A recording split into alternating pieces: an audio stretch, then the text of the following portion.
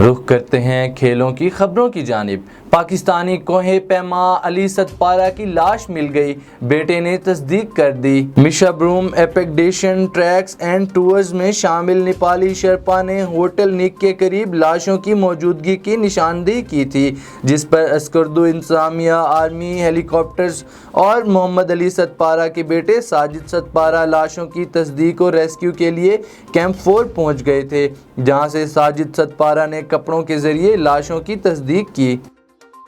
Wait lifter Talha طالب نے عدم سہولیات کو میڈل سے دوری کی وجہ قرار دے دیا۔ 320 کلو گرام وزن اٹھا کر 5ویں پوزیشن پانے والے گوجرانوالہ کے رہائشی طلحہ طالب نے ویڈیو پیغام میں بھرپور سپورٹ پر پوری قوم کا شکریہ ادا کیا۔ ان کا کہنا تھا کہ جتنی سہولیات حریف ویٹ لفٹرز کو حاصل تھیں، اس طرح کے ماحول میں ٹریننگ کا موقع ملتا تو ایسا فرق نہیں تھا جو کور نہ کر پاتا۔